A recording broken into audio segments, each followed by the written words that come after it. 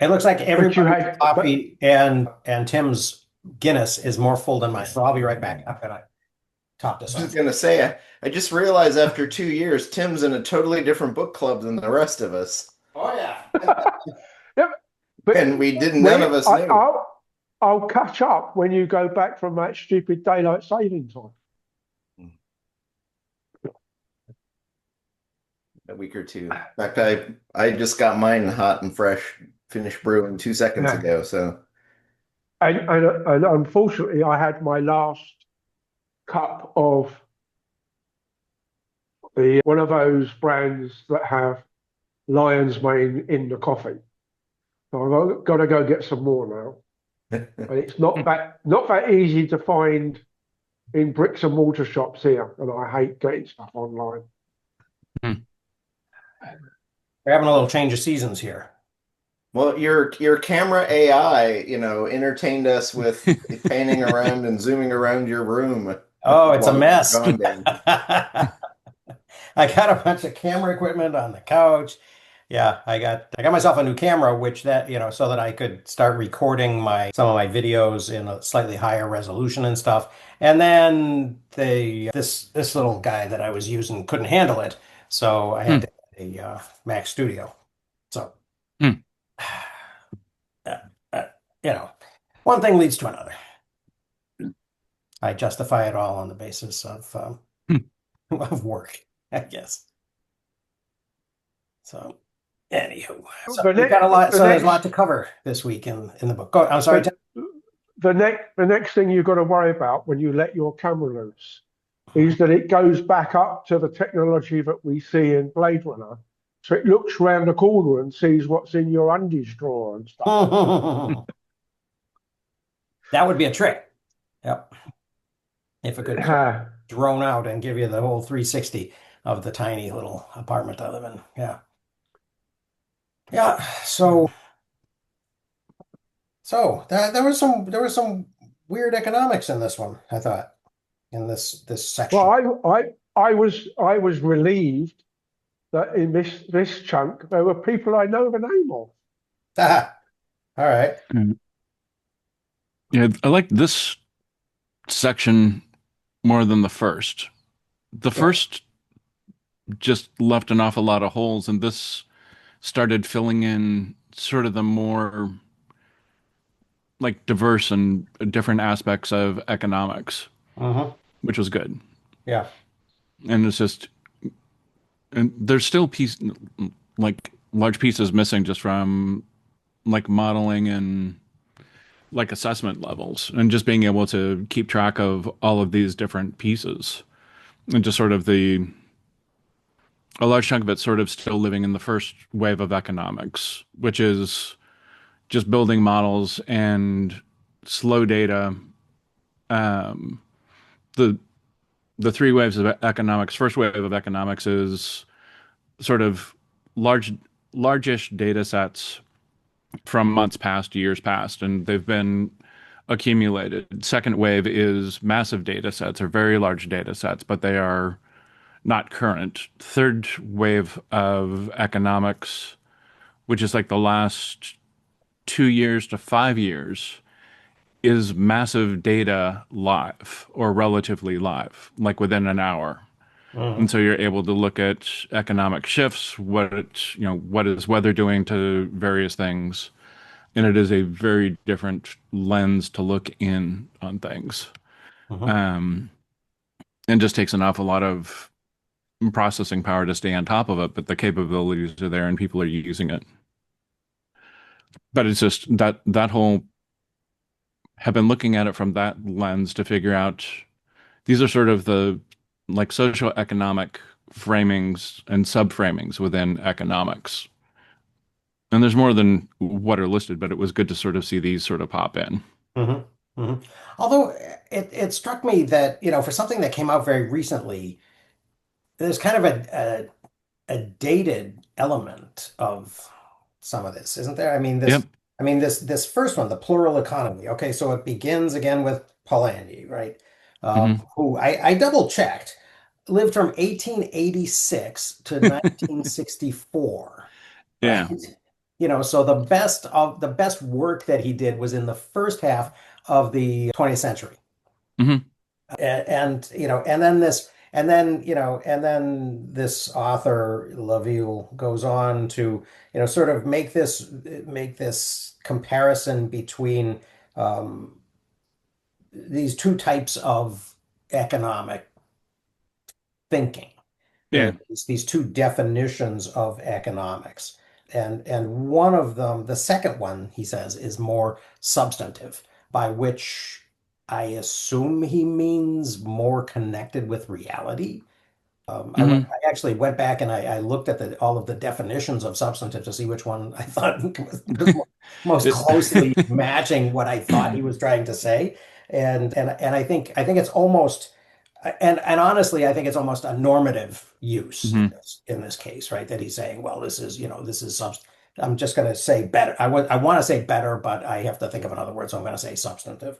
And then he goes on and he talks about Karl Menger, who Yeah. was the founder of Austrian economics, right? And kind of developed what he called the marginal theory of value, which then, Boehm Baruch and, von Mises and other Yeah. people kind of elaborated into the subjective theory of value, or the theory of subjective value, right? And I wonder, well, I wonder about a couple of things. I wonder about, sort of the datedness of this, and I think that what Laville is pointing to in this one is that, kind of as you were saying, Thomas, when we went from kind of first economics to second economics with data, from little data to big data, but not yet to instantaneous big data, that we were sort of forgetting about all of that stuff, all of that Yep. macro stuff, all of that,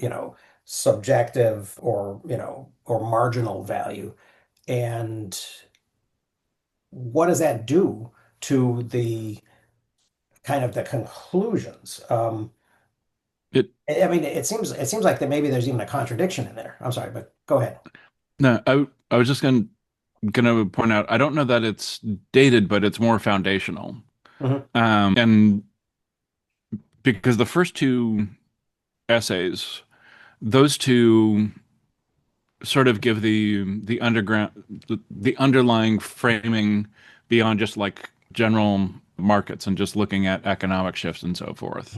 Yeah. But it gets to, sort of what the title is, the human economics. Where Hmm. does it fit into Right. supporting people and so forth? And it's more than just, you know, GDP and at that level. Aggregate stuff. Yeah. Yeah. Yeah. Well, and I agree. And actually, I have a lot of sympathy for that Austrian idea. And I do think Hmm. it's unfortunate that it was forgotten, right? That, Yeah. that there is a very subjective nature about it. And I'm not sure that I mean, I used to be like 100% with them that you can't have macroeconomics at all because you Hmm. can't aggregate these valuations, and that the market, and that's not what the market and pricing is actually doing. Um, Yeah. but I've softened that, but I still think that that's Hmm. a perspective that ought to be kind of remembered. But isn't there a contradiction in there? If we can't really value things, and and then of course from there, he goes on to talking about these assumptions about, this economics that we now have, that's forgotten all of these important, kind of nuanced human things. Um, that the economic sphere is autonomous and is the same as the market. I was kind of playing around with that idea earlier last week and this week in the Hmm. posts that I'm making, that the market's self-regulating, that the firm is a capitalist enterprise, it's identified with capitalist enterprise. And again, I think that suffers a little bit from a failure to identify exactly what he means by capitalist. Yeah. Because later he goes on to talk about things, about these kind of vague, and that was another kind of beef that I had, was there was a little bit too much sort of generality and hand waving, that in some cases I sort of interpreted as signaling, right? Well, we are all, we inside this Yeah. club, all know what we're talking about, so I don't really have to say it. But an economics that is, I like the idea of an economics that accounts for externalities, Hmm. because I'm always harping about externalities. So, Yeah. uh, Yeah. It And seems. some of the stuff reminds me of my own history. There was a decided shift in higher education, at least in the field of psychology, from accepting, from moving from exclusive quantitative research to recognize qualitative research. mhm, It's very much, I think, what the feminist chapter describes in terms of expanding the acceptable methods. mhm, There was a time early on when a dissertation in my department had to be quantitative. You could do what's called a mixed methods approach, which would combine some of both. Mhm. But the proof as such, had to be based in quantitative techniques. Um, and so that, I mean, I don't, Yeah. that's not exactly what you're talking about, but just the expansion of what's acceptable as an area of study, as a way of studying. It seems like, yeah, you can track the market and you can track this and that, but that's not all there is, which leads to this notion of expansion of how you find out what else there is. mhm. I think. Yeah. Yeah. Yeah. It. Oh, by the way, I did survive. For those, I Well, have one other observation. This is literally the first book I've probably tried to read in, I don't know, 8 to 10 years, and I found it very difficult in print. um, to track. I don't know Hmm. if the text is very small, and one of the nice things about digital approaches is you can modify the size of the text, and you can also go to a white on black Hmm. as Yeah. opposed to black on white. Hmm. And I don't know if it's a matter of training or just being old. Just Hmm. finding where the next line starts turned out to be Huh. challenging and required a great deal of concentration and a better lighted environment. I found out. Yes. Yes. Yeah. I have a background light over there that Yeah, is, oh, right. yeah. That I usually have sort of set to kind of an Come orange. over your shoulder. Yeah. But I had to turn it to like 5500 or 6500 Yeah. white, blue white, just to make Okay. this. I was just checking in. It is small type, right? It is. Yes, it is. Yes, it is. Yeah, it is. Um, It's slightly smaller than the average. yeah. Yeah. Although I find for me the issue it's not the finding the next line so much as it's easier to remember what was on which page when I read it in physical form versus Hmm. digital. Whereas I am reading in digital, I have to use the search box to find the thing Mhm. Yeah. Yeah. rather than saying, "Oh, I know that was 2 pages ago," and like can Yeah. go back and I, make Yeah. it easier. Yeah. yeah. I've got that spatial memory where it's on the page, like where is it on the page? And then how many pages sort of back and forth, but then how far down in the book is it? I'm Yep. like, oh, it's in that first third and second third. It's roughly about here. Put my finger in. I can go within 10 to 15 pages and find what I'm looking for. Right. And I'm like, I can't do that. Ebooks, I can search, highlight, annotate, which is great. And it automatically extracts and goes into, Right. my systems. Hmm. But physical books, I'm like, I've got that memory, and I'm like, if I can't remember what the stupid term is, but I know where it was in the book that what I'm interested in was being Hmm. discussed, I can just sort of, put my finger in, go, 10 pages either direction and find it. Right. And Right. it's just sort of, for Right. like the last 10 years or so, been trying to figure out how I can combine those two together where I've got depth. And Yeah. I have read books fiction where I've gotten to the end of the book and I don't know it's the end of the book in an ebook. I'm like, where's the next page? Book is broken. I'm Hmm. like, oh, it's the end. I'm like, that's really odd. It didn't seem like it was going to be the end. Right.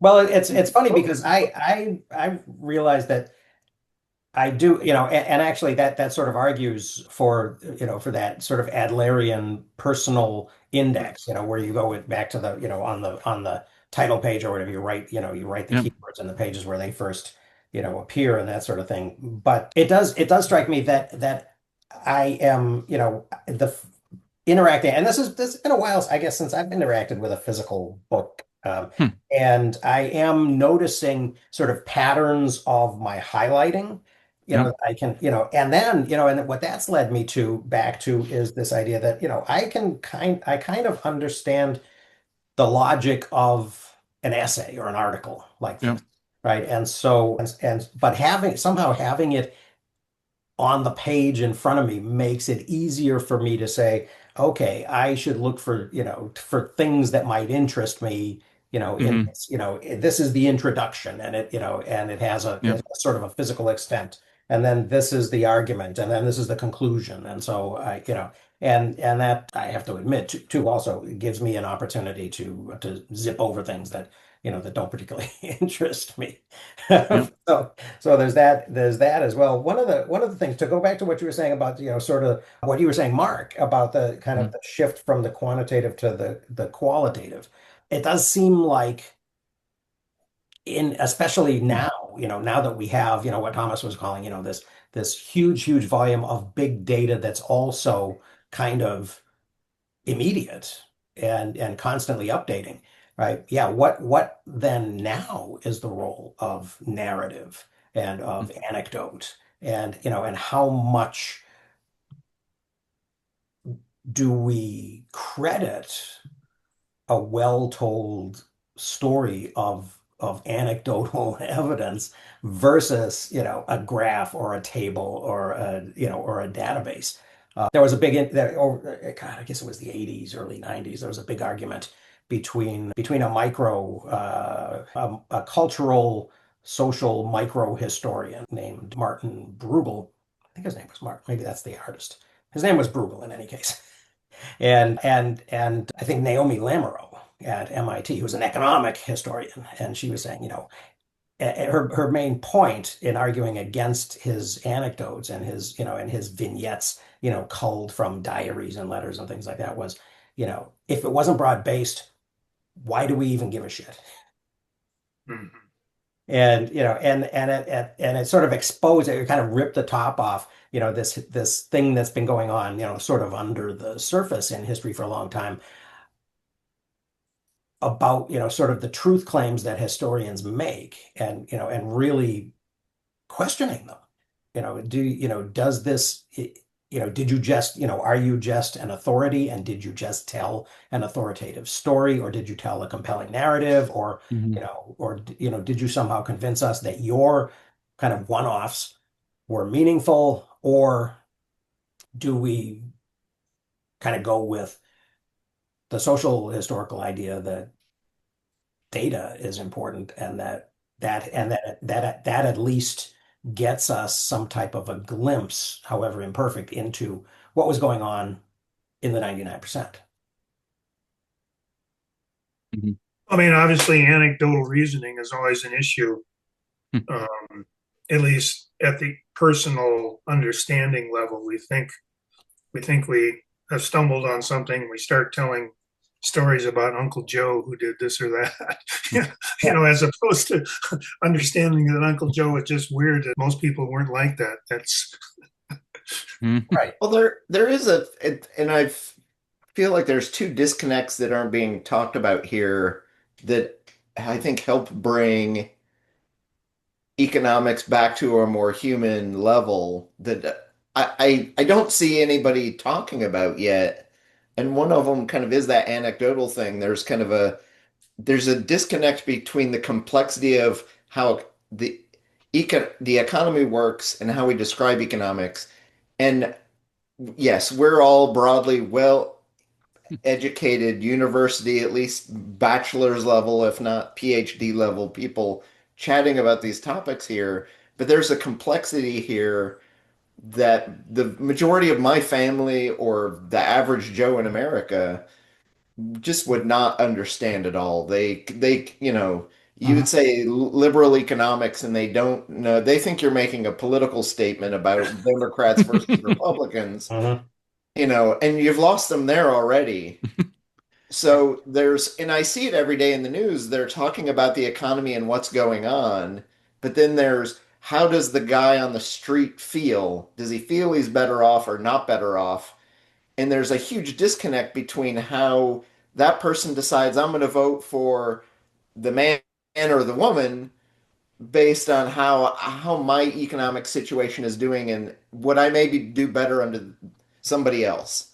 Right. So that's one disconnect. And then the second one broadly, I think, is that Thomas kind of underlines is there's all these massive mounds of data that we can use to look at the economy and decide how do we want to shape, how do we want to form the economy, what economy, as David Graeber might say, what economy do we want to live under, what form and how.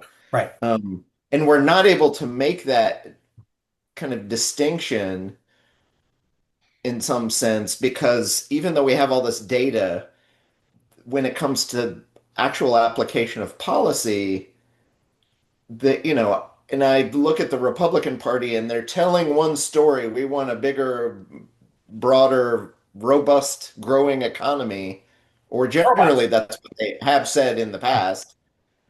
But what's happening to the economy that their particular policies are doing don't seem to follow that story. And with all these tariffs in this administration, it feels like we've made a dramatic left turn at Albuquerque, and I have no idea where the fuck we're going. We're going west And or east though when we made that you know, decision. Well, Yes. but it's the, so there, but there's, and that's a whole separate thing. But the bigger disconnect is here's this massive amount of data we have that we could look at and see what's going on. And then there's the that disconnect with where does policy meet that, and how do we decide, hey, as a society, we'd like to go this direction. Because even simple questions like where is the middle class now, which seems to have been hollowed out in the last, decade or certainly since the crash in 2008. It's like there's no middle class left really to broadly look at or say, hey, and that middle class usually is the one that, they might not read this in particular, but at least they're paying some attention to how economics works. Hmm. And Or hopefully the people that they're listening to are reading this. yeah. Yeah. But Hmm. for a group of academics talking about a human economy, to not have somebody talking about how do we help people have some way of speaking about it, Hmm. or even the anecdotal stories, like how do you take those anecdotal stories are the things that help the guy on the ground to connect with what's broadly going on other than, oh, this, and I think three times in the last 2 weeks, oh, the stock market is up or it's down. Hmm. And that's the economic story on the news, Right. but it has nothing to do with the story 10 minutes later of the bread lines are getting longer Right. Hmm. and we're really struggling. Like I feel embarrassed to be in my car waiting in line for 4 hours for a food handout at the church. I saw that inside of a half an hour of news coverage this week and I was like, Yeah. like Yeah. Hmm. what stories are we even telling each other? Right. Here's the human story, but then here's and it's not even an economist story, but it's a stab at an economist story. Hmm. And there's a massive wealth of detail in between those two that's just Right. wholly missing. Right. And Well, and Yeah. people who where's that answer? right, and people who want to tell that story, even their own story, are being sort of disqualified to some extent. Hmm. And at the same time, we can't trust the official numbers, Right. right? I mean that whole I Yeah. mean I'm reminded of that whole story of, Eric Weinstein's wife who, wanted to actually sort of re-engage with the consumer price index and actually kind of correct it and bring it back to some type of a sense of it's measuring some type of reality on the ground that matters to people. And they blew her off. Harvard did apparently, and then what Eric got involved and wrote an article about it and complained a lot, and that sort of launched him on his career of complaining. Well, that But of then course, there's also the sort of the what do they call it? Info apocalypse, right? Mhm. That's about to happen, right? With AI, right? Where all of this information that has been generated is now going to become just self-referential and recursive and just be, the slop of slop of slop, but you know, the if you have a media negative and opinion of it, or the distillation of distillation of distillation, if you love it. the Mhm. media and politicians understand that. What I always think is interesting is they tell a story and they name the person like anybody knows who that is, and here's their story. Hmm. But of course the problem is you can find stories everywhere, Yeah, and but that's all this is true, but right. what do you do about it? And they try. Yeah, you're right. The Joe the plumber thing.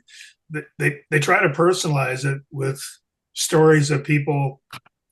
I assume they're true and that's who they really are and whatever. But people just become frustrated. I think with that too because it's you change the channel and somebody's telling a story about somebody else that brings you to the opposite conclusion.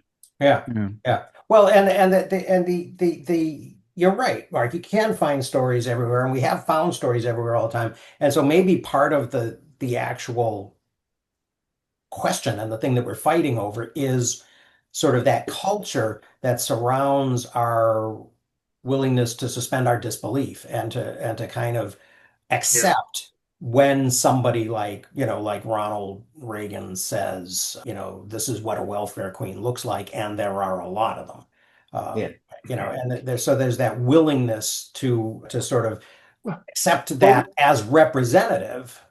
you say there are lots, but if we take it from a British example, the there are plenty of surveys pre and post Brexit where the Joe in the high street or the Joanna in the high street is asked things like, how many welfare frauds are there?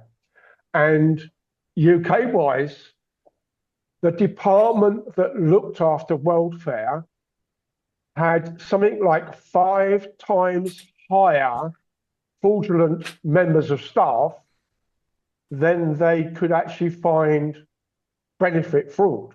Mhm. So um, the and likewise, there's elements of obviously there's a big difference UK to the US because we don't pay for medical direct. Um, and now Mark's camera's following Mark It out is. onto his. It took a Um, while, but it did follow you over there, Mark. yeah, it's not following. I mean, it's coming back now. Um, and it's there was a recent MP has now done not a YouTube, an Instagram or a little video on X where there are millions and millions of immigrants who are not legal, but because they've been in the UK for 5 or more years, therefore effectively they've been allowed to stay under something similar to a statute of limitations type ruling. Mm-hmm. And it's like, hang on a minute, who are you? You are the child of a Dutch Jew who was given total sanctuary from World War II. Right. How is it that you suddenly decide you're so British, right, that you're worried about all Right. those other people that Great have Britain has come birthright from? citizenship, though, doesn't it? Yeah. Well, yes, but what I'm saying is per one generation back, I not hear even. you. Yeah. Yeah. So it's like, what about all those people from the Windrush boat? Mm-hmm. We asked adults, and in some cases, adults brought some kids to come and fill out all these toilet cleaner and NHS spaces and lots of other bits of work. And now some of those children are being challenged as to whether they should have the right of citizenship.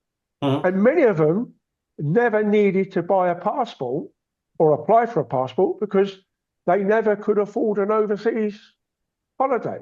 Mhm. You know, I mean, I in that context, I didn't fly until I was 16. I caught a boat. First time I caught a boat, I was like 11, and I needed a passport, Mhm. and that was fine. I bought a 1 year one. You could buy a 1 year one back then. Mhm.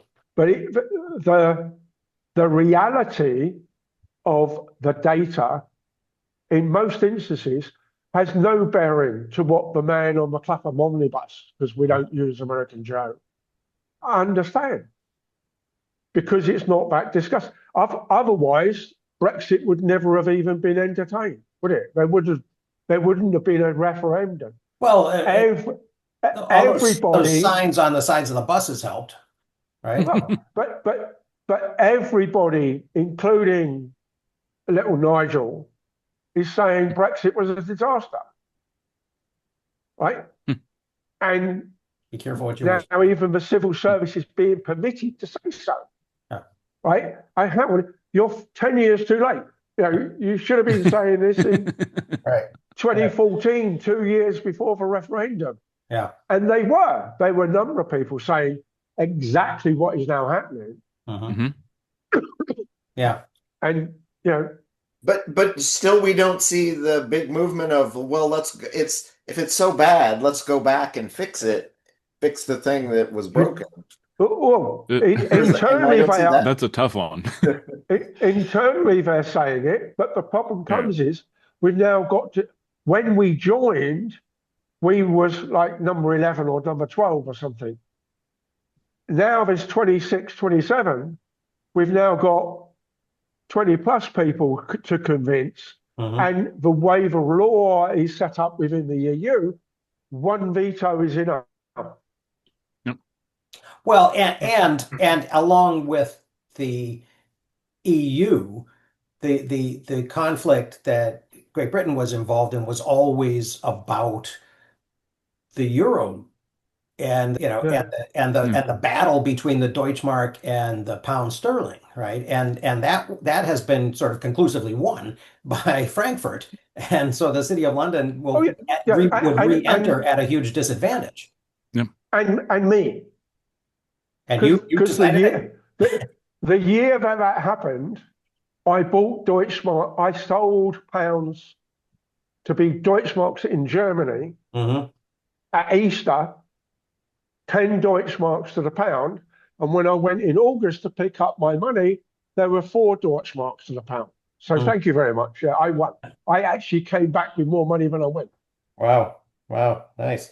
So one of the things I'm still I've been just sitting here with the book open to pages 78 and 79, kind of where the rubber for me kind of Mhm. begins to hit the road because there's a list of things throughout the paragraphs in italic, numbered and in italics, right? This idea of, the economic sphere is regarded as autonomous, and then the market is self-regulating, and then the firm is identified with capitalist enterprise. I mentioned those already, but then it goes on to talk about, joint stock companies, kind of being invented and capital being concentrated and property rights. And I think those are some of the things. And I kind of worked on that a little bit this week in my side Hmm. videos that I was making about sort of capitalism and economics. I think there are a bunch of assumptions about property rights that also become relevant when we talk about externalities as well. Mhm. Right? The idea that property rights are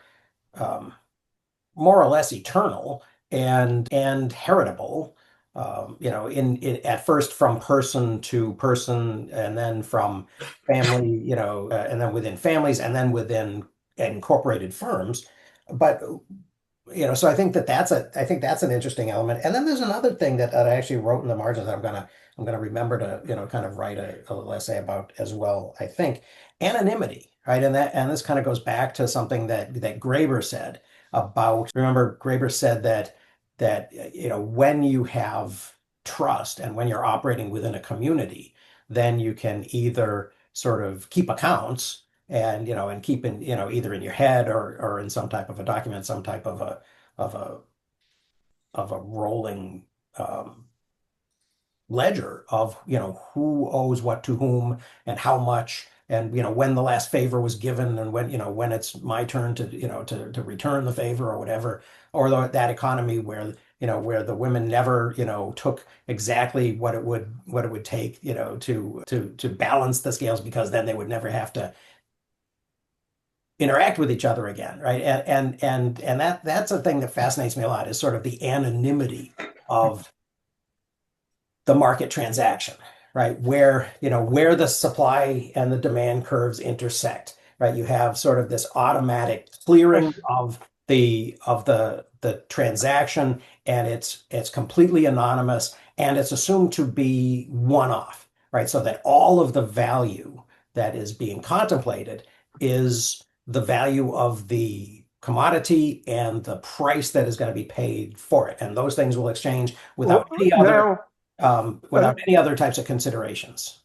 and now, of Mhm. course, with the high volume, high speed trading, and the fact that 90 odd percent of all joint stock companies are directly held by a few dozen hedge funds rather than individuals. Mhm. And then they sub it out as some other form of instrument being sold as a pension item or whatever. Right. The dehumanization of it is effectively total now. Those markets, the fact that the price of orange juice went up and nobody really connects it to, is that a climate change or is it just a late frost, Right. right, etc. And or is it the stupidity of fact that the orchards are being pushed harder and kept longer and therefore screwing up the water table, or whatever else it is in terms of the barriers to entry for somebody else. Mhm. As in, we're not going to allow any more members of the Orange Growing Federation or whatever, right? Right. Or And all of the reasonable, the reasonable orange growing land is spoken for. Mhm. Right. yeah, yeah, There's a huge benefit that always accrues to whoever gets there first. And that happened in, in what all over. Lanier was talking about Yeah. in the last book too, right? There. Well, I mean, one of the things that came up in the Big Myth and or the American Myth, one or both of them, is the light bulb conspiracy of you can't make a light bulb better than 5,000 hours or 10,000 hours. Oh, right. Yeah. And that, of course, that lasted until the LED technology became commonplace and it just blew it out of the water. Yet, I don't think there's any more light bulb manufacturers.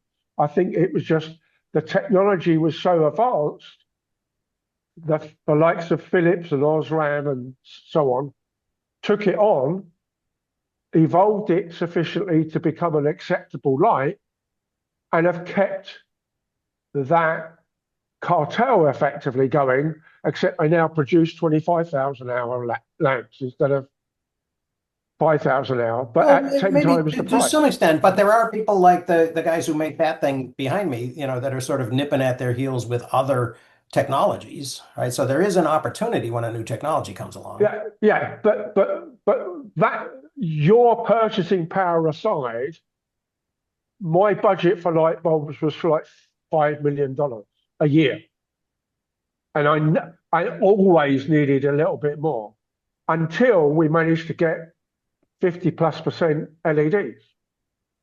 Well, I was wondering what happened with I mean, the ballast thing, because I do remember when I was kind of playing around with, with maybe getting involved in renewables up in northern Minnesota where I lived, and maybe, trying to get, for example, the university to switch, to switch out all of their fluorescent tubes Well, to the LED. office wise, it's easy. What most of your 600 square or 2 foot square ceiling tile with 3 or 4 fluorescents in, you can replace that with a diffused LED panel Yeah. that is the same thickness, so it fits the grid. It doesn't interfere with anything above it, etc. but the diffusion of the light is so extreme you can't see the tubes because there are no tubes. Mhm. There's just 50 odd little LEDs inside a box. Yeah. And typically you are looking at 5 to 6, maybe 8 watts versus your 75 to 80 watt previous unit, and no starter. And so the whole thing's is more simple, but you can add the complexity back because you can say, oh, Fred's office, he likes the old warm white light fluorescent, but Joe likes the sunlight white. But that's fine. I can do it with the same lamp because I can tell the lamp do Yeah, something I've got a different. little remote control. Hmm. Yeah, and such that as and when they switch offices, they can do it on their phone. Yeah. Yeah, right. I have some lights. I have some bulbs with a phone thing. Yeah, this is that's my little. Yeah. Yeah. Yeah, and it was, I mean, yeah. So I think that, so technology does provide those types of opportunities occasionally, to sort of disrupt entrenched markets. One of the things that I was, that sort of, moving on from 79 to 80, where he starts talking about remedies, right? Regulation, and then in italics, he says the principle of redistribution may be invoked to prevent the economy from being reduced to the market. Sort of begs the question of, what is the non-market, and then it kind of goes on a little bit in a general sense of what is a non-market economy. But then in the next paragraph, in order to prevent the market from becoming a self-regulating market, has been limited by being embedded in institutions. And that's sort of if you were an Austrian or if you were a libertarian, that would equal, sort of mixed economy. So the government gets involved and acts, right? And then he goes on to get even vaguer when he says attempts have also been made to found and secure legitimacy for non-capitalist companies. And again, Hmm. a very specific use of the term capitalist, right? Which is very And weighted company. with judgment, right? A non-capitalist company. What does what does it mean to be a non-capitalist company? That you don't But accumulate capital to reinvest? No, that's not what it means. It means that somehow that you're not run by an oligarch or a set of investors. And then he goes on in for a couple more paragraphs to vaguely hand wave around something that seems to kind of resemble European stakeholder governance. Had the idea of a zebra, a business or corporation, been in existence at this point? I think the first I time I didn't heard check it was maybe when this particular article was originally written. 20. Yeah, with Hmm. some of these articles, it predated the rest of the book even, Yeah. and they translated them. But Yeah. I think it, I only even heard the phrase a zebra business, maybe in 2014, 2015-ish, Yeah. mhm. as Yeah, a the The book is non-capitalist. non-capitalist 2010. No? non-capitalist, I think he's talking about like nonprofits, other things that are not market based or not in stock market or and like small businesses, other things along those lines. Yes, it's kind of weird because I was looking over there. I wanted to rush over to my shelf and try to find a book that I can't remember the name of, but it's about corporate governance, and Mm, it's about and this author, and his name will come to me, or I'll put it in the chat later. cool. That his whole thing was sort of tracing. We mentioned hedge funds before, but sort of tracing the kind of Mm, the mutual fund industry, and especially Vanguard and Fidelity, sort of becoming the 800-pound gorillas in corporate governance because they control so many shares. And actually, there was a news story this week, wasn't there, about I seem to remember that the all-in guys were arguing. I was only half paying attention because I was cooking or something. They were arguing about some kind of it was the Elon Musk compensation argument, right? That mm, that some professional or management organization that purports to be the spokesperson, or at least to advise shareholders, what to do with their votes, and probably controls a lot of proxies, is sort of trying to block that $1 trillion pay package from going through, which I haven't been paying attention to because I don't have a strong opinion on it. It sounds like the things that Elon would have to do in order to get $1 trillion are hard to imagine that they will actually happen. That's a growing concern lately too, is and you see the story, it happens all the time within the US policing space, and there's a new trial going on this week. A cop shoots somebody he shouldn't have shot, and it Hmm. turns out he's been bounced around through 20 departments across time, and he's a bad apple who should have been kicked out. And then the story is, oh, there are bad apples everywhere. You're going to run into them later, but the problem is we don't have mechanisms to eject those bad apples. But now what you're seeing is people in power who have leverage to make the rules to benefit themselves. Someone like an Elon Musk who can say, you know what, I deserve $3 trillion out of my companies, so just give it to me. Or Hmm. Hmm. the other example, two examples actually this week, both involving Donald Trump, are I think we should erase women's history from the East Wing. So let's just tear the damn thing down and build this thing and we don't have to jump through any of the usual hoops because it's all private money. Lovely, great. But I'm in a position of power, so I can just say, let's do this instead of working through the usual channels of how those things work. Hmm. And then the other one that's even more egregious is I feel like I've been wronged, and the FBI, because they've been investigating me, owes me $250 million. So just give it to me. And from an ethical standpoint, all the people who would be in place to make that happen are beholden to Trump, Yeah. Yeah.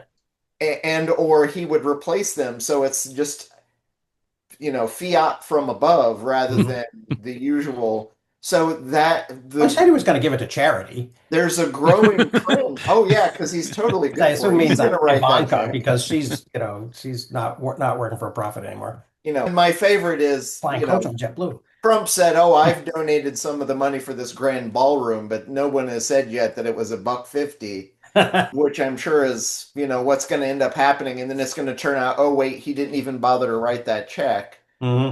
Yeah. But that aside, the issue is the people in positions of power are now have so much power they literally can rewrite the underlying rules to make the things they want happen rather than going with this centuries of cultural, social, and economic norms that we have been living with Well, there's since That we've believed that we've been living with. or yeah. I'm going to agree with everything that you said, Chris, except that I'm going to suggest that maybe we haven't been living with it as much as we'd like to think we have. Well, and here's a good example of it too is in 1215, Magna they Carta? forced the king to pass Magna Carta, but it goes for literally 10 weeks before the Pope weighs in and says, "Nope, it's not a thing. We're not this law does not work."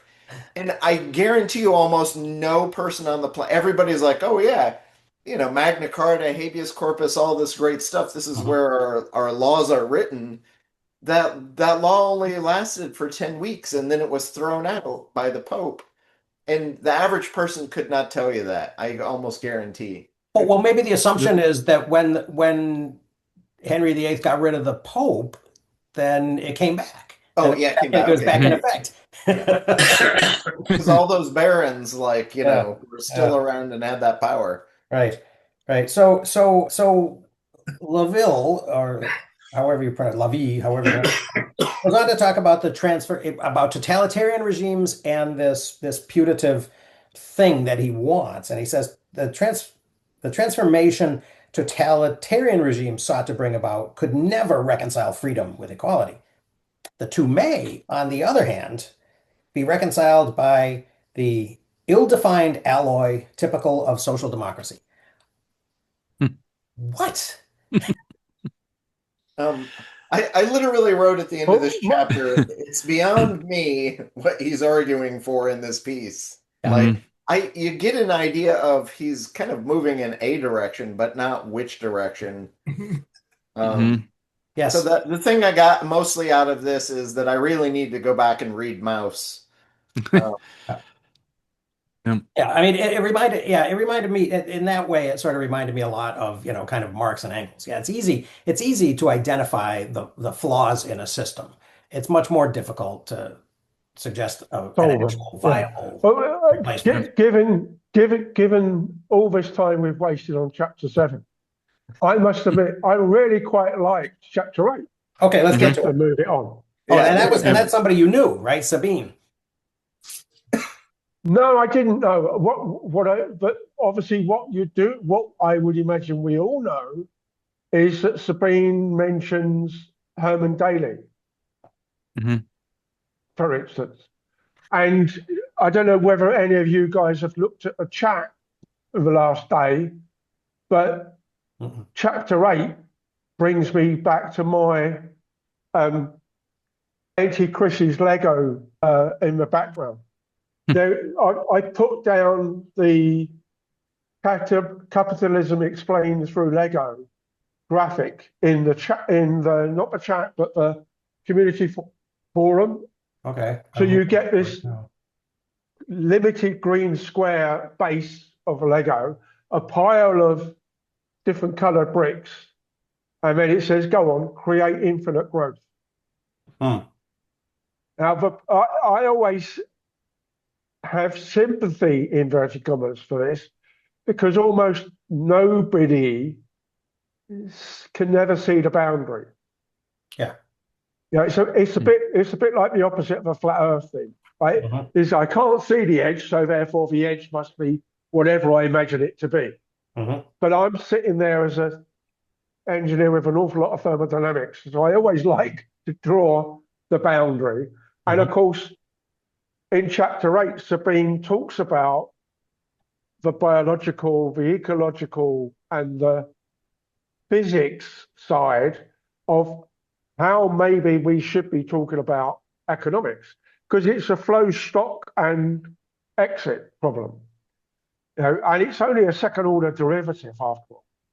So, and this is partly where I wonder. Thomas mentioned about the accessibility of bigger, better, and more concurrent data. And at the moment, nobody seems to be using that at what seemingly seems to be a national type level, such that it benefits the average Joe.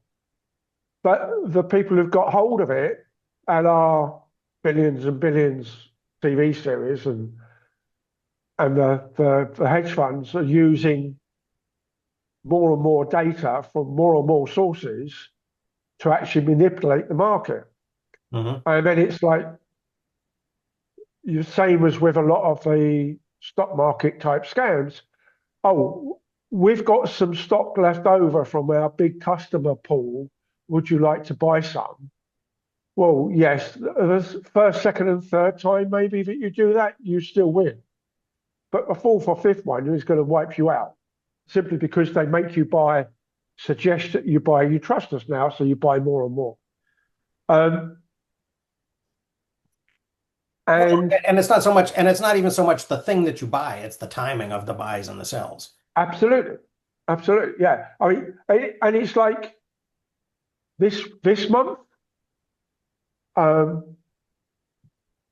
Buffett was reported as dropping his Apple stock by most, sort of 3/4 plus, and one of the other big ones he's got. And I think Chamath dropped. it's like, okay, well, his thing is to buy and hold almost forever. He's never been registered as a or recognized rather as a day trader. Never mind fast trading multiple times a minute type thing. Right. So what's changed? What's changed at Apple?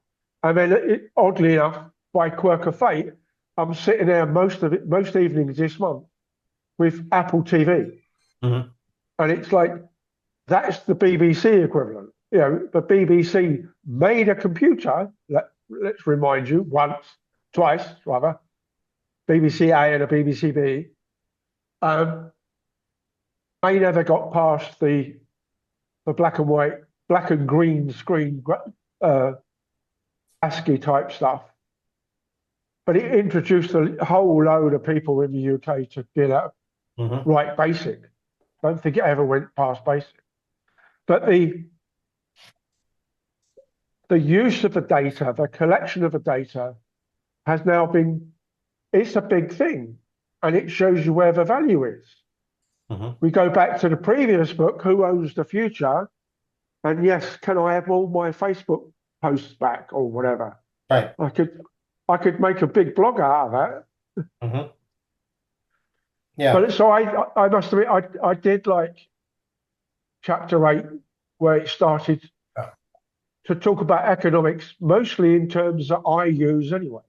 Well, I really I like the externalities part. I like the part of measuring on page 88. I like the part of measuring things that are not normally part of the equations, environmental impact, and then other measurements, that are numerical but aren't necessarily in dollars, right? Number of jobs lost or created, distribution of places where jobs are lost or created, things like that. And then on the next page, she goes on to talk about the knowledge of unofficial experts, right? Sort of street, knowledge, or factory floor knowledge, or indigenous knowledge, or that sort of thing. I thought was Yeah. kind of cool and interesting. And then there's a numbered list on page 90 that I liked. That here's a way we might want to do it, right?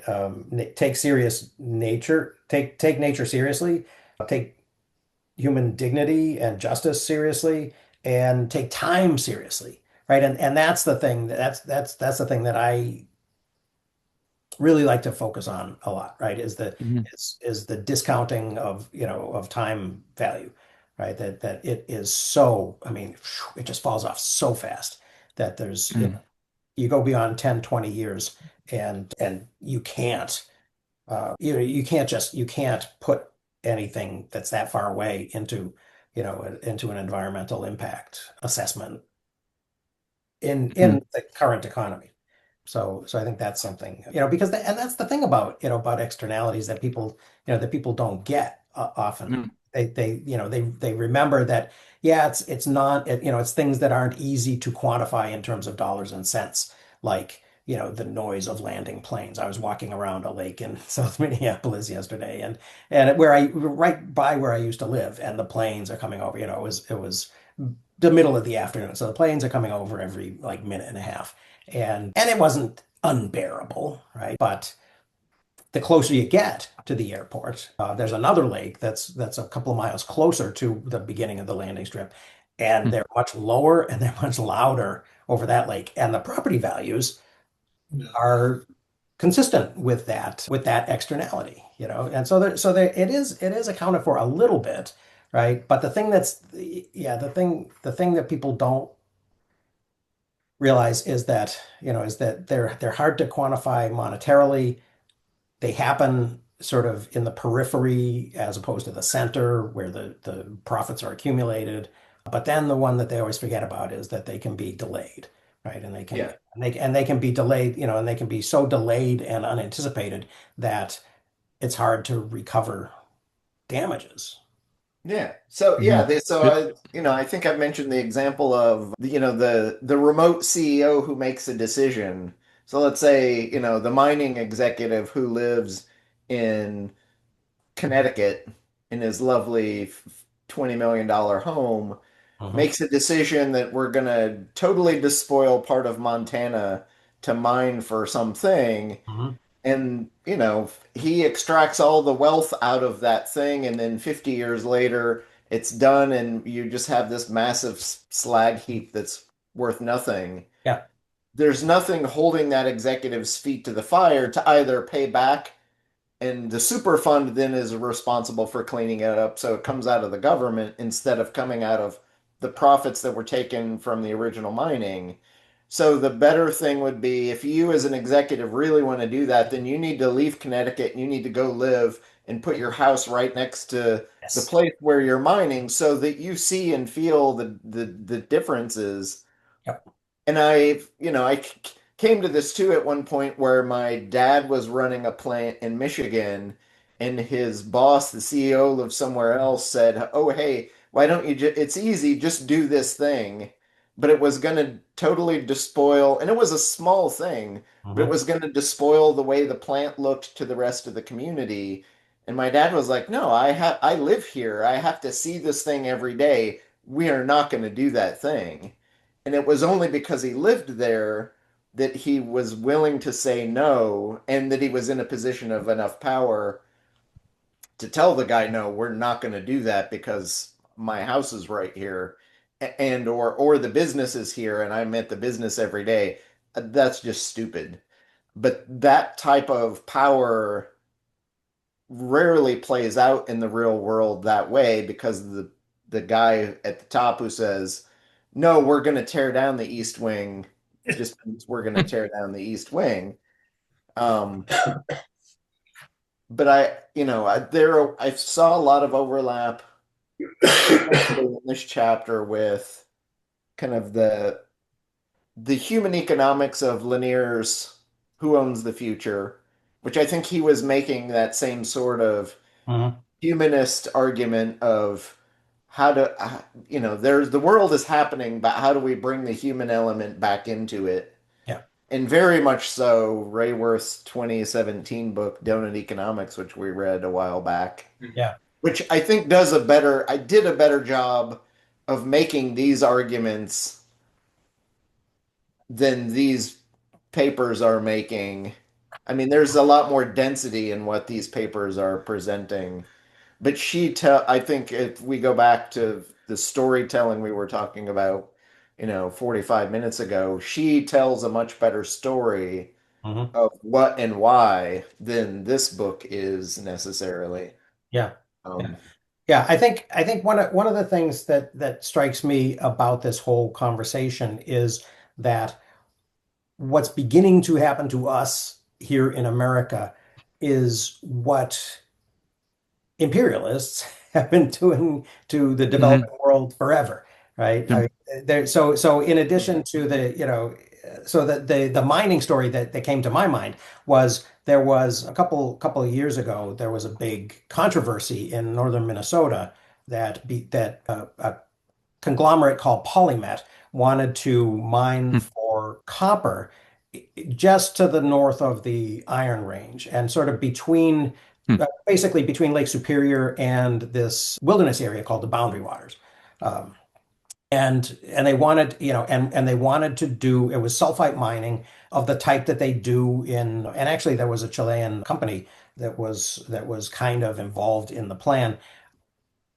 It's very dirty, right? I mean, the percentages in Chile even are only about 2.5% copper ore in the all of the ore that they take out, right? So you've got 97.5% in Chile that they have to dump on slag heaps. But that happens in the middle of the Atacama Desert where nobody cares, right? And it's not going anywhere. What they were talking about doing in northern Minnesota was and in northern Minnesota, they weren't going to get 2.5%. They were going to get like 0.25 to 0.5% out. So much smaller amount, much more slag relative to the amount of actual copper that they would get.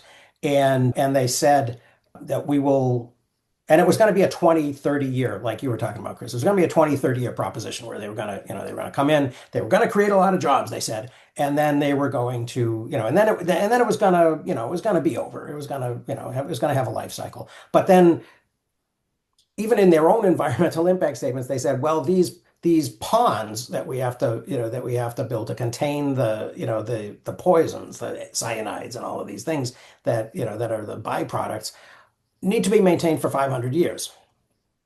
But don't worry, we're good for it. yeah.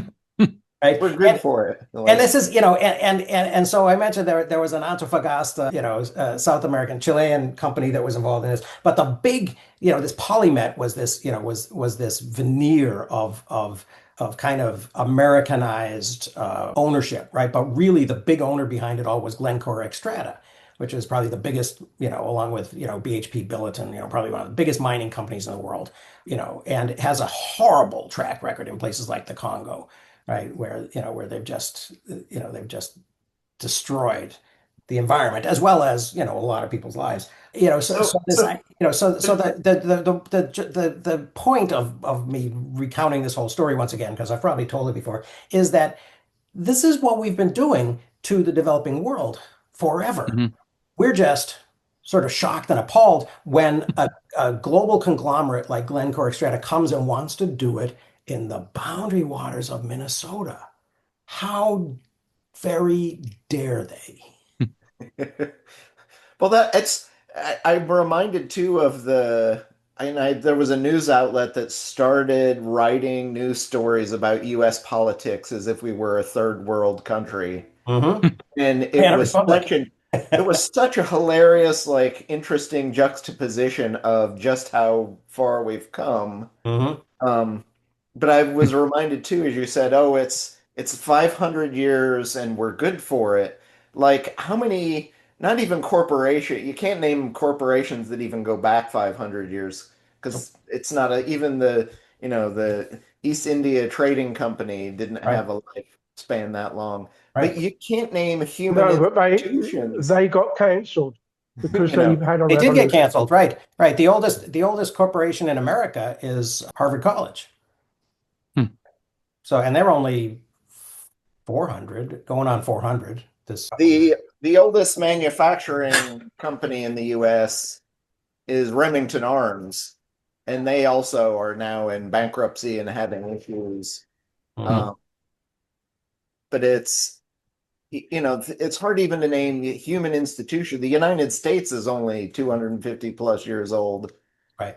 So 500 years from now, like, you're Right. not going to be here and not Right. care. Well, and not The, only that, but Polymet would be kind of like the ship of Theseus, right? Okay, so right now it's got a bunch of underlying, shareholders of the conglomerate, but as they, kind of change out and sell their stakes to somebody else, and you get 50 or 100 years down the line, and and something happens that the company theoretically is liable for, even if they still exist, who's liable? Yeah, well, or no, you do what they did to Sears. You create a holding company, you give them all the valuable real estate, and then you make the company with holding all the debts, the original company holding all the debts, so untenable we can throw it away. Yeah. And we've seen in corporate America this happening more and more. So Toys R Us Hmm. we'll suck all the value out of it. We'll leave the debt on the floor, and that company goes bankrupt. And oh well, now who's going to pay for it? And that's the issue: is we want to treat corporations as people. You can't imprison a corporation. Right. You really can't hold it to account because there are ways of reshelling the company Hmm. and moving it on Yeah. that the thing is not actually beholden to the end result. And that's one of the things we've got to fix from Yep. a legal perspective and whether it redounds to the corporate leadership that held it and did those things, which is really what that corporation is. It's the person or people at the top who made that deal are really the ones that should be held to the fire. And Hmm. then those corporations don't do those things. Um, Yeah. but we don't, we have given them so much leeway that it's much more valuable to be a corporation than it is to be a person, Hmm. which I is another piece I think that's not being discussed in this book about human economy is it's a corporate economy, not a human economy, Hmm. and how do we bridge that gap from corporate to human, Yeah. which they talk about, but they don't say, here's how you do it. Well, it's Here's almost how you do like, it. Hmm. yeah, and maybe a solution would be let's actually give them what they've been Yep. asking for. Let's make them human. Let's give them a lifespan, right? Let's, let's limit them in the ways that humans are limited. Yeah, and yeah, and you're right, Chris. I mean, nobody's ever punished, right? Sometimes they'll find, a scapegoat, to pin all of the public focus and ire and, and revenge lust on, like a Michael Milligan. Yeah. Yeah, Or Enron's case, you get one guy at Enron. Oh, he was responsible for the whole thing. right, Yet still, there are hundreds of thousands of human beings who are living with the aftermath of that hmm, issue. yeah, Not to mention the people who modeled their energy systems on those energy systems, right, a right, la California, that we're still living with. right, right. Well, not to mention the fact that these remedies are often, kind of a one-off, right? When a class action suit is successful and a class of people gets compensated, then it's over. Yeah. And that may be a very big, and enough, the right and appropriate people and enough of the people might actually be included in the class, but that's kind of random. That's happenstance, right? When when a lot of these things are concluded, the corporation gets off easy because then the book is closed. Yep. And there's no further recourse, even if Well, the problems continue and get worse and worse and worse and cover, and extend beyond the original class. It's too late. yeah. So as an example, and I'm sure this is roughly what will happen is, a year ago there was a catastrophic fire in my neighborhood, a million lawsuits for the company that ostensibly caused it, and they will blanket issue Hmm. some PG&E settlement. It'll be Southern California Edison, one of okay. their towers. It's reasonably well documented that one of their Parking. dead towers caused the fire. Hmm. So they'll spend billions to settle with all these people who lost this stuff. Hmm. They'll increase their prices on the back end and make the masses pay for that loss. Sure. But the one of the issues that assuredly will happen is because it was in such a, and I live here and no one's talking about this, but because it was such an industrial based fire in a massive modern community, you have things like lithium ion batteries in houses that burned and put tons of lead and heavy chemicals into the atmosphere. And there is going to be 20 years from now, there's going to be a cancer cluster plume going south Hmm. in the direction of the wind. Sure. And we'll be like, oh no, we settled this lawsuit 20 years ago. Hmm. We are not responsible for this thing also, which is going to be a longer term Right. issue. And, zero people are really talking or worrying about it. Hmm. I worry about it because I'm sitting here in the midst of it. And I literally shoveled up the 3 inches of soot and ash outside my back window or Hmm. back door. Like, okay, I saw it. Like, Yeah. but now you're driving around, walking around, you don't see it, but those chemicals and substances are still not only floating around in the atmosphere, but they're in the ground now. Yeah. Like, Hmm. and slowly will seep into the water table sooner or later. Hmm. How do you deal with that? And we broadly, as a society, have never seen, you know, things like the Paradise Fire was out in the wilderness in the woods and homes were spread out, and that town's never going to bounce back. Hmm. But it also is not in the middle on the edge of an industrial city. Hmm. Hmm. So you don't see those effects the same way. Um, Yeah. but 50 years from now, there are still going to be fallout from this, and no one's going to be left holding the bag except all the individual people who are affected by it. And we're never going, from a human economic standpoint, we're never going to account for that in our society. We're just going to we'll write it off. And maybe how do Newsom will we, stick some of the quit writing billionaires' off these checks in the funds? bank for that. Yeah. Yeah. Well, but Charlie Kirk would say we can't tax them because that's coveting someone else's property, and the Old Testament says we can't do that. And we should definitely go by what some some shepherds in the desert came up with 3,000 years ago. Well, but how different is that from going by what a bunch of barons were dictating to their king in Mhm. 1215? Like, how do we? You got See, to they were you speaking start for the somewhere people. and you evolve. You know, Yeah. Oh, yeah. but There we go.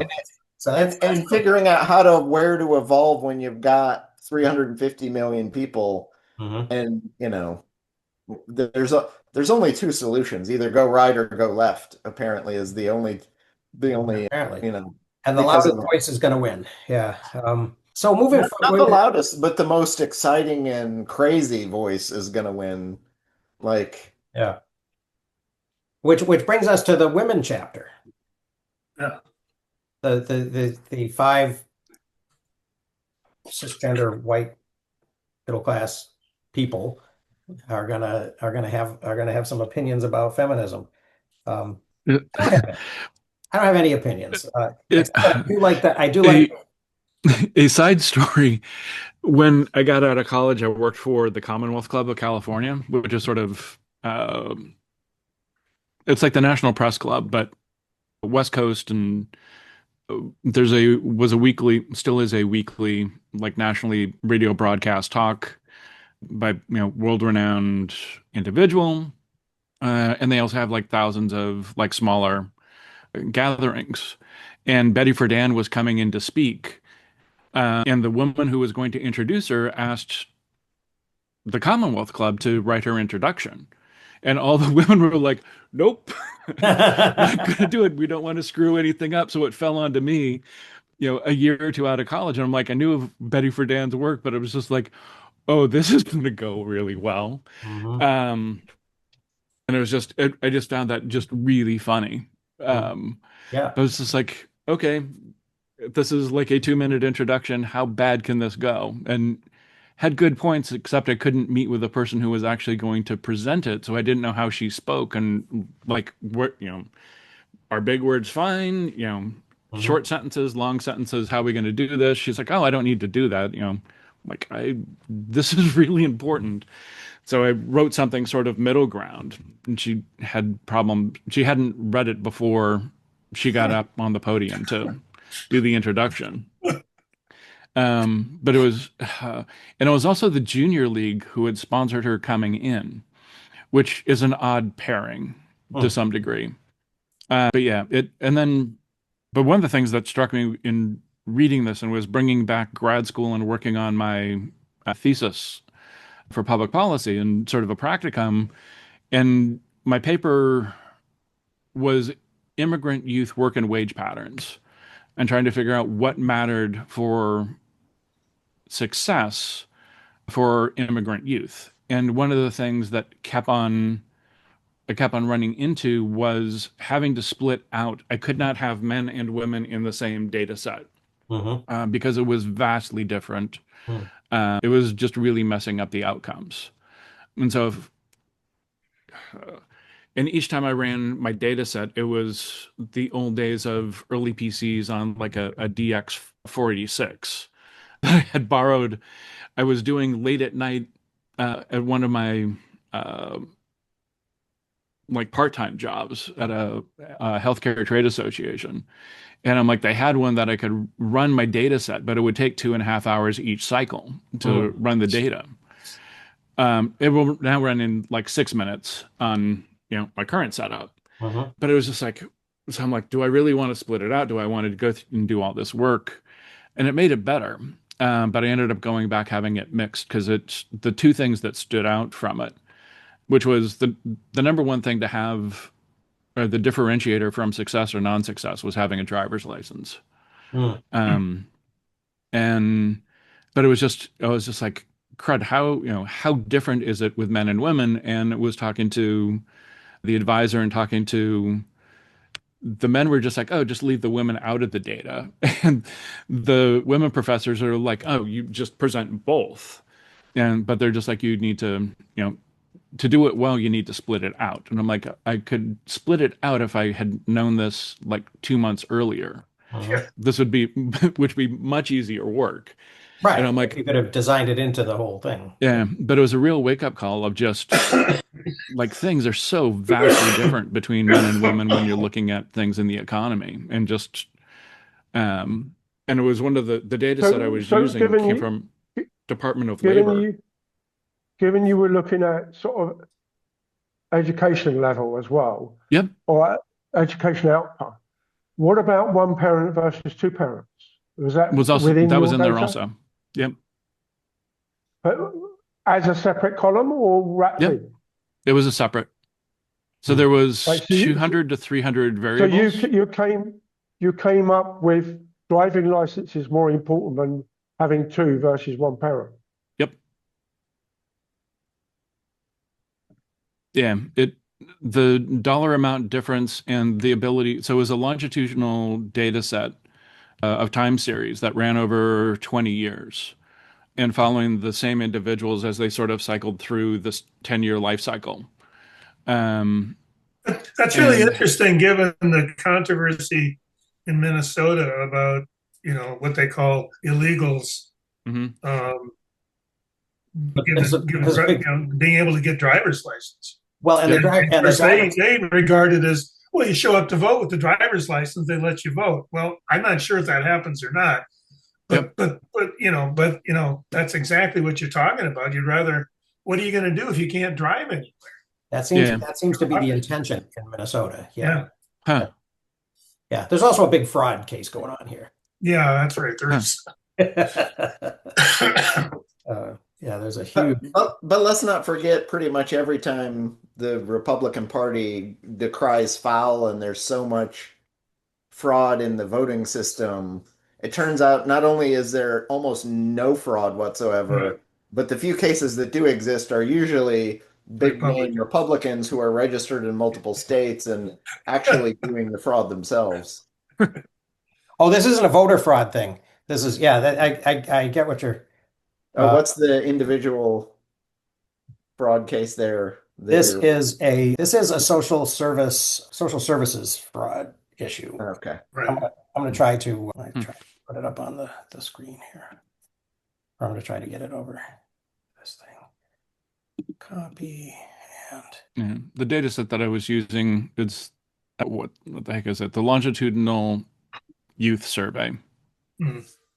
or the National Longitudinal Youth Survey from Department of Labor. When they run questions every year, I think it's like 100,000 people in it, and I think I had 8,000 immigrant youths that were part of the survey. And so it gave me a data set over 20 years, enough people that if I was carving things out, I still had a reasonable data set to extrapolate on. Hmm. But there was like 300 different questions, some they didn't ask every year, but there was just data going every which way. It was a beautiful data set to play with. My paper was horrible. It was probably my least successful thing I did. And I'm like, if I could go back and redo it again, I would be really happy to. Hmm. But learned a lot doing it. Well, that's the main thing. The thing that jumped out at me, the thing that I do think I felt most strongly in agreement with in this article is this, this sort of idea that family life and work within the family has not Mhm. considered economic and Yep. Well, in other words, one person working, so one person Yep. staying home and Yeah. whatever, so the other person can work. You can't really, well, you have this weird situation with single women with kids not being able to afford babysitters. I mean, Mhm. because it would take more than they can make in the low end jobs. Mhm. And you start to see all the complexities and how that plays out within even a complete family unit. Yeah, yeah. Well, and it's not. I mean, and it's nothing new, really, right? I mean, I Oh, remember right. when I used to do, I was doing research on slavery in London, and there are all these news stories and horror news stories of of women putting gin in the in the bottle to to kind of sedate their kid because then they had to go to work and Right. and then they wanted the kid to sleep and be quiet while they left it Right. alone. Yeah, I mean there's all kinds of there's all kinds of these things that are that are done sort of out of desperation.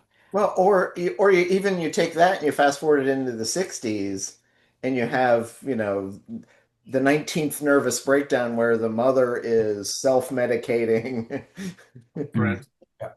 And with, you you upper. also have sort of the tax issue of you hit a threshold where two income Mm, families, yeah. and it gets to a point when you have childcare coming into the situation, and if one of the parents stays home, then the taxes drop off drastically. It gets you under a threshold, and you actually end up making more after taxes by not having one of the two people Right. work. Yeah. Right, right. And it's just like Yeah. have worked through those models and just read a ton of paper on those. I'm just like, oh, this is nuts. Mhm. When I yeah, it wasn't until I got divorced that I realized how honed I was getting. And Yeah, my ex said the same thing, on our taxes. It's like, holy crap, we're getting so much money back now. yeah, We're filing individually. But it does strike me as, I mean, historically, there was an idea in yeah, the past, and this was part of kind of the whole suffrage argument, right?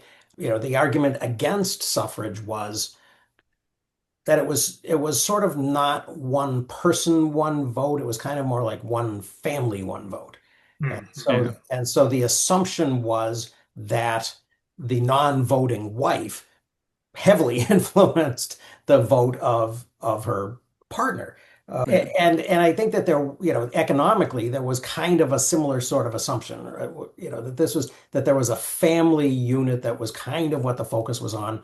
But of course, that came out of not only the, sort of the biases of, the white men who were, writing the economics, but mhm, also a time in which it was It's on the right channel. it was less, egregious maybe to make that assumption or to allow that bias to go unchallenged yeah, because most families were, two partner families, right? And you didn't Mhm. have this, this whole group of, what Tim was just asking you about, Thomas, what about, yeah, single parent families and, how yeah, does that affect things? I mean, they've become such a huge part of the economy that they But can't be ignored anymore. also on that, since Thomas came back with the answer of, yeah, we got the one parent versus two parent, and it was still the driving license. That to me, having sat back and a little bit digested that, it's your current society is so car orientated, right. Mhm. Mhm. Yep. right? I mean, I worked full time in a professional job before I got my driver's license. Mm.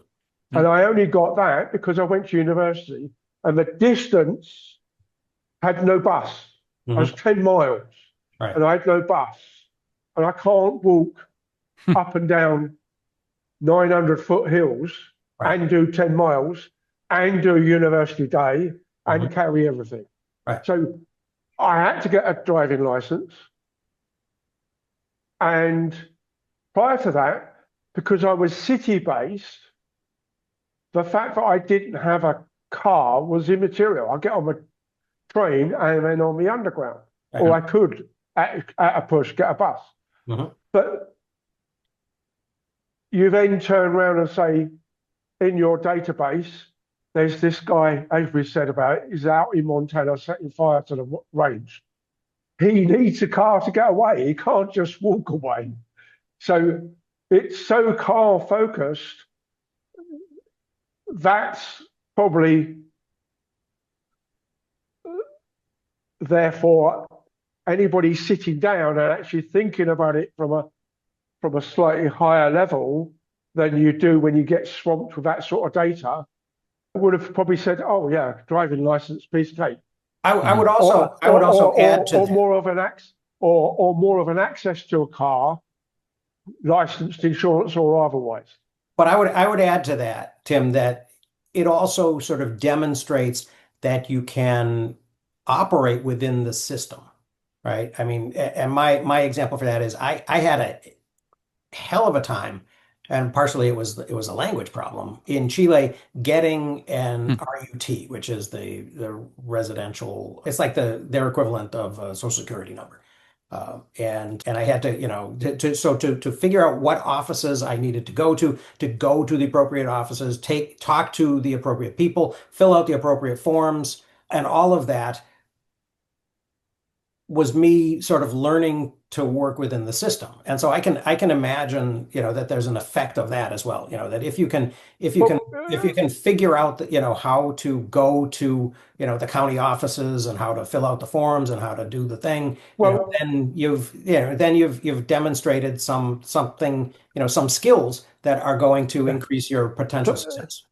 it's like getting a visa here. Back when I started here, as I said, I think last week or so, it was probably 8 years since I'd actually written a paper fax. Mhm. Back then, everything ran on paper. And even when I had my employing company doing the legwork for me, it Mhm. took 3 weeks to get a visa. Yeah. It now takes me 5 days electronically. Yeah. Yeah.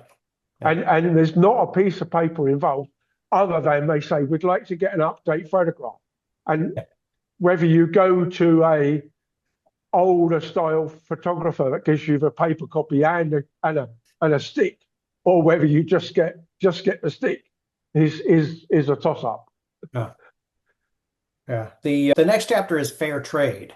And it is kind of involved, and it has a numbered list of suggestions and things. And given that we have 20 minutes left, we'll probably not get through it. So maybe we want to start there, and still, do we still want to try to go through the third section next time around? But well, Because we've I got think we about ought 50, to. I mean, we've got almost 40 pages to go to get to the end of this section. So therefore, we do part two, part two. Or do we go to, I mean, we could read part of the A second. couple chapters. We could go to Graeber's. Oh, I guess that does go all the way to, that's 210. That's 100, it's 100 pages from where we are right this minute. But it's got great, She's like, I guess. So I don't know. I could probably talk myself into that. Yeah. All right. Or at the very worst, we could read it all, and then at the beginning of the next meeting, we can pick out like 3 or 4 of the better Okay. essays. Yeah. Because Yeah. some of these are good, some are bad, some are. The fair trade one is a good one to. Or if yeah, we continue to spend fall some time on. behind, we can adjust next week. Okay, so that's what we'll do. We'll still plan to go through the end of part 3 next week. So this one, at the beginning of the fair trade discussion, I thought it was kind of interesting. Fair trade is not simply a commercial relationship. It seeks to establish a cooperation and partnership between the producers of the South and the consumers of the North, based on equality and mutual respect. That seemed like a good definition of Why does North-South fair thing trade. that comes up? They use that distinction all the time, and I mean, I guess it works here and it works in Europe too. It just seems kind of strange. They're talking about North and South. As Yeah, I if, think yeah. Well, and how does it work in South Asia but and East Asia? Yeah, because I don't know but that. it is a 15-year-old book. Yes. So the first world versus third world, North and South, still pretty much overlapped and were in common use. Right. And it might well be I can't remember who the writer was, and I didn't check up who the writer was for this one. It might well be that this particular piece is 25 years old. Yeah, but what There I'm are saying also is that several of the chapters talk about north-south. Yeah. That's my only. Well, and I there- think that isn't that. I mean, I sort of take that as kind of shorthand for or a euphemism for colonizers colonized, mhm. Yeah, or And developed versus undeveloped. But sure. which is really kind of the same thing. Yeah. but in a yeah, book, you would think in a book on human economics, you would have one set to discuss everyone rather than differentiating, or you could say, hey, white versus dark, yeah. The you know. authors are from Peru, and so north south tends to make a difference. And a lot of the fair trade discussions from like late 90s and so forth were agricultural Right, and sure. looking at North America, South America. Well, they And were then it looking, yeah, I became, mean, some of the complex issues have to do with even maintaining more primitive practices because you don't have to chop down the forest to grow yeah, more coffee, yeah, whatever. Well, It's really, yeah. and since you mentioned it, Mark, coffee, right? Is Well, I the know that's that's when my where you a lot of example. it started. when you think fair trade, you think coffee, right? Yeah, Right. Well, And that's so where you what are see it. You go to the grocery store and it's advertised that way. right? yeah, And so what are the unique characteristics of coffee relative to something else like beef or oil or whatever, right? You're right. Coffee is What? almost direct from producer to consumer, right? And Yeah, so there's I translated even into go to Hawaii, and when you're on the Big Island where Kona is, there's just this little road and there's this one strip, hmm, and it's completely different. The whole thing is completely different. huh, How you pick the coffee, you pick it multiple times, and on Kauai you've got this one giant, massive, huge coffee plantation. Mhm. Um, anyway, just you can see this stuff play out if you've been there because how the arguments go for we can't mix that in. You can sell Kona by its name, and Mhm. yeah. there's all these lawsuits over somebody trying to slip in some other stuff. Right. It's Right. Well, and oddly, the other thing that I wrote down in the margins was it struck me a little bit that, this idea of kind of making the consumer responsible for it, yeah, yeah. isn't that kind of like, you know, carbon footprints? Let's make me responsible for my carbon footprint, you know, when, rather than talking about, Well, you know, responsible. It's an effort BP to and appeal to Exxon Mobil. some. It's yeah. Well, I mean, obviously, the consumer is the target of the label. What's the basis for then the consumer's decision making? I don't know if you're talking Understand. about the same thing I am, but Well, we Well, no. it, What I'm saying is that is there a psychological, kind of of not necessarily foul play, but gaslighting maybe involved in in saying that this is that this is something that that consumers can really remedy and it's their responsibility to remedy rather than kind of bigger economic units, well, I see what you're businesses, saying. or Yeah. maybe even It- systemic issues that need to to be to addressed. to make it a more or put it in more relief, you can look at big corn, Yeah, and big corn doesn't have the human picking component.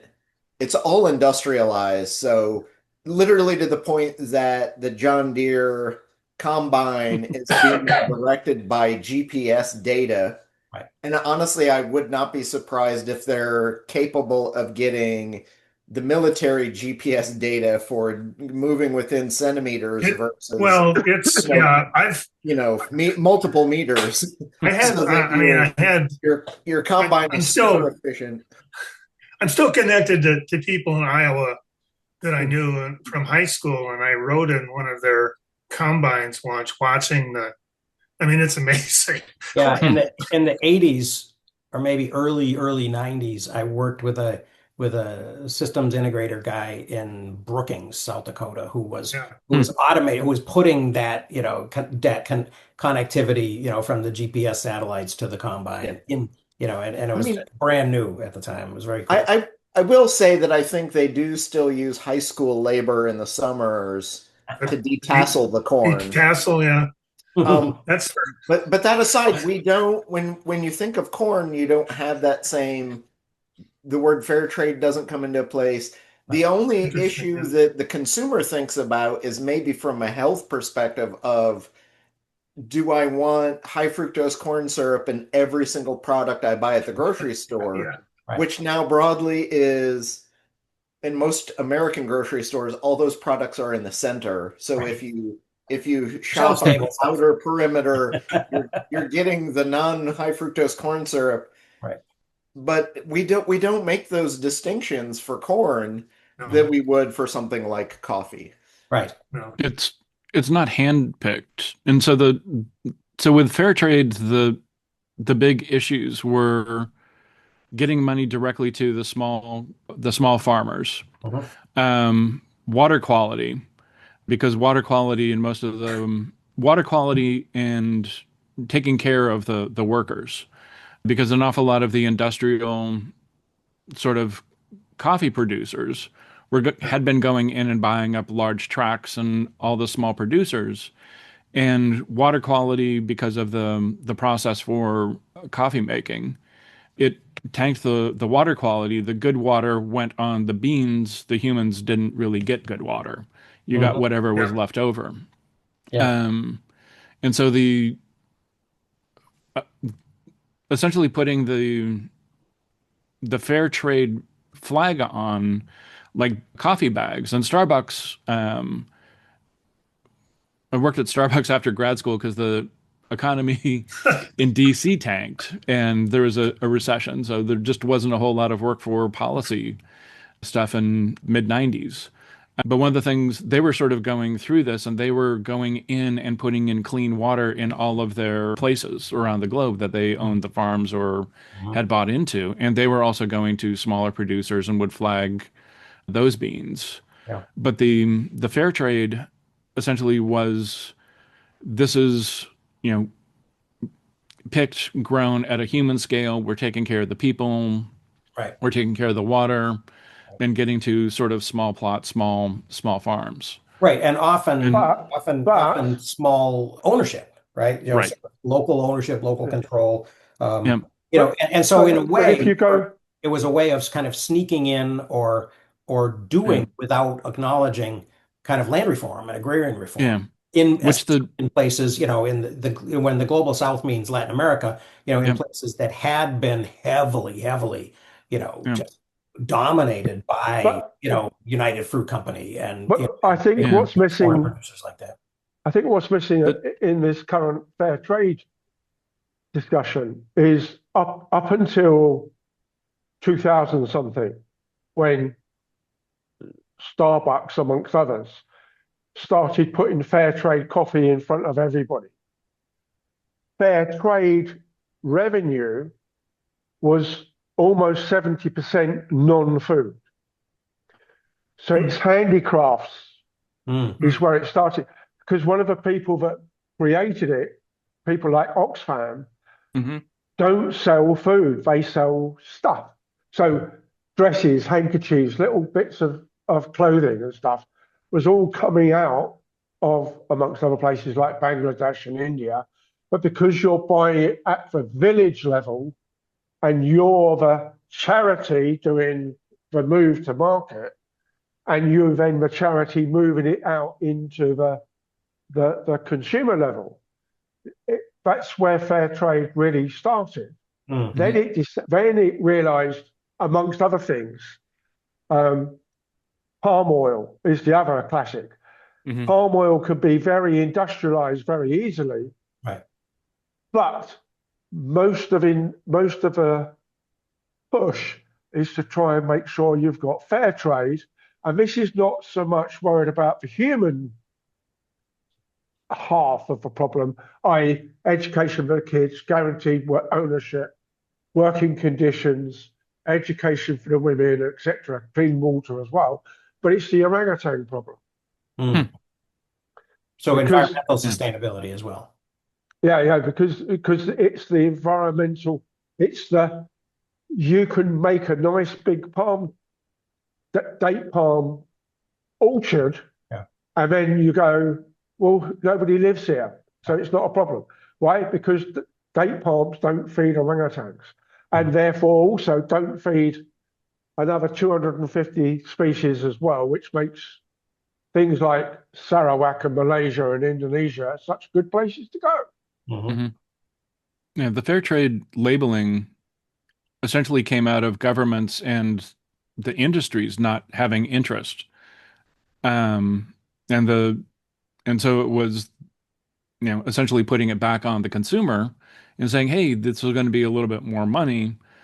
We're vouching that this is fair trade, and we're taking into account doing things better for local economies and the people that are there and the surrounding." Just because governments and other things wouldn't get involved. And then it's like, oh, we like the money that these industries are giving us. We don't want to disrupt them and make them upset and have them go to another country. Mm-hmm. Um, That would be the interesting to Although for some of these products, they only can be grown or are grown best in certain countries, which is one of the things with coffees is the Mhm. terroir, Yep. of where you grow it is an important thing.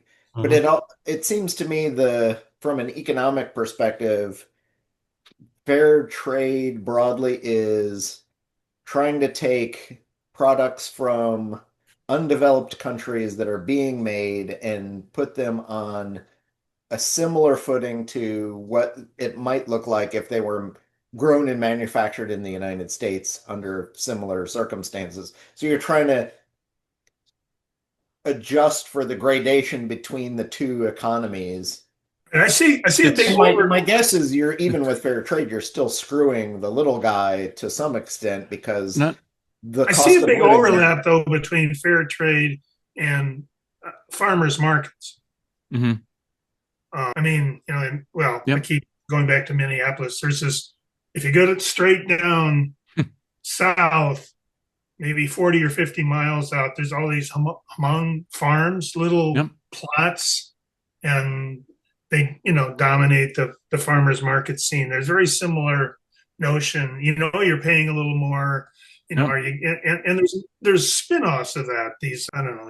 You can buy a box of stuff. I forget the name of it. The They did it for CSAs, a while. I'm sorry. CSAs, Yeah, community. I exactly. don't remember Yeah, what it stands for. Be supported yeah, on. Yeah. yeah.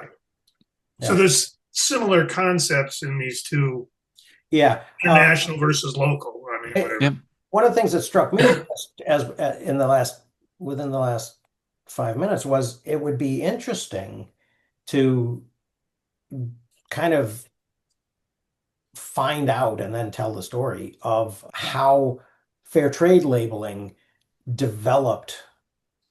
Because the way you're talking about it, Thomas, it seems like it kind of developed independently, unlike the way certified organic Hmm. Mm, right? And those two things, oftentimes you see next to each other, but it yeah. sounds like there were two completely different kind of processes that, by which they came about. And that might be an Yeah. interesting thing to Well, fact. Yeah. And it Tim's would be Wikipedia article gets into it a little bit.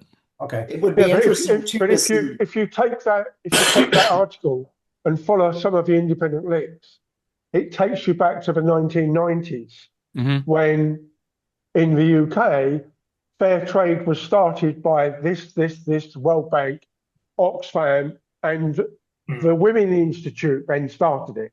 So rather like Mark was talking about the farmers market, the Women's Institute, UK wise, would be this gives you access to homemade processed food or produce put into homemade level of preservation, canning and tinning and making yeah. dried, which you wouldn't necessarily see at a shop Mm, back then, particularly.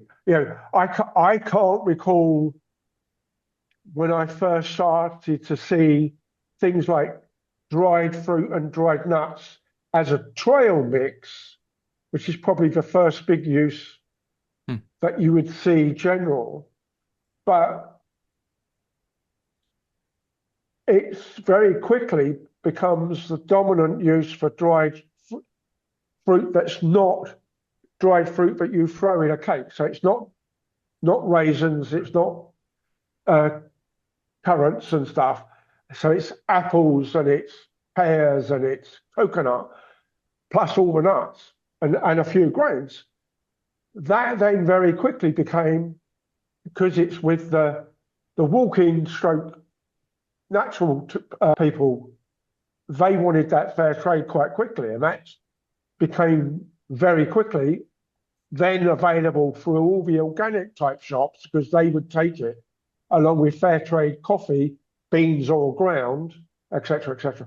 But yeah, it's the labelling that we're probably all familiar with, which is the blue and the slightly black wiggle, almost like the Buddhist yin yang sign, came out of the Oxfam stroke other people fair trading thing back in 1990.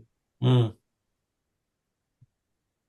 Yeah. Well, it would be interesting to see how I'd be interested to learn more about how the sort of NGO, Mhm. NGOs adjacent to something like the World Bank, which I don't normally think of as, as being, as doing things that are really in the best interest of people in developing Well, countries. you mentioned this back in the first session about the connection between aid and you will therefore do what we tell you to do, financial policy.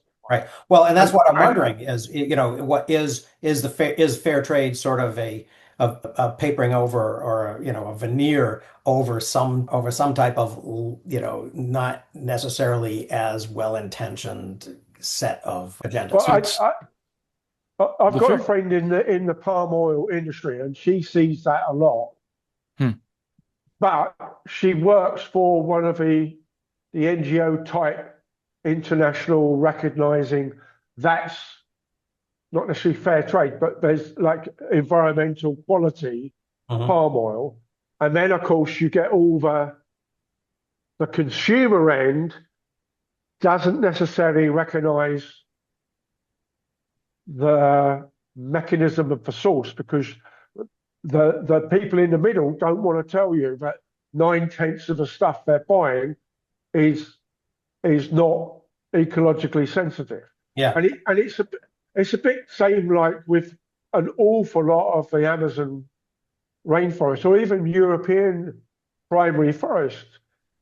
Virtually all of the main European never cut before stuff is left in Romania. And that is under threat Hmm. from mafioso type companies who are just literally bribing the local authority to give them a license that would never be given to anybody else. Huh. And they rip it out. And now somebody's come along and designed a little wildlife tracking photograph unit Mhm. that is an acoustic unit and listens for chainsaws. Oh, wow. Hmm. And so it then transmits that back to base so that the activists can go out and photograph the loggers Wow. illegally logging. Wow. And so it's not a complete waste of time. It Yeah. listens to everything and reports back what bird species particularly and animal noises it's picking up. So Huh. they're doing the survey all the time. And then when a chainsaw comes up, they can drive around the corner, hopefully quick, with enough people to mean that the one guy on his own just doesn't get shot. Right. Hmm. Right. So yeah, and also, I mean, there has also been, kind of an opportunity that presented itself for, premium branding, Mhm. Yeah. right? To appeal to, the affluent who also wanted to perceive themselves as being socially conscious and who maybe thought that they were getting a better quality of product as well. So there's a whole bundle of values that, that are built into that, that kind of sales pitch. It strikes me, as similar to sort of the olive oil, extra virgin olive oil, small batch, locally made by an old Greek guy on his ancestral plot olive oil kind of. Well, I was struck this week, and there's a new season of The Diplomat out, and it may be totally apocryphal, but one of the characters tells the story in early America that it was illegal, it was deemed illegal to serve prisoners lobster more than twice a week because it was considered the poor people food Right. and not rich people food. And now, the economics have changed, and lobster is scarcer and Yep. a richer, high quality food. Yep. So, Yeah. Or at least it's been marketed to be that way. Mhm. Especially once cod became unavailable on George's Bank and the Grand Banks, and the place is overrun with lobster. But anyways, it's 12:03. So thanks. This was fun. And so next week we will talk about possibly up to the end of section 3. Yeah, so starting at fair trade again. We'll start with fair trade because I don't think we got through this. Yeah. Yeah. So you've all got a chance to read the Wikipedia page. Right. Yep. Yeah, I'll do that as it's in the chat, and I'll post the chat momentarily. See you later. thanks, guys. Enjoy.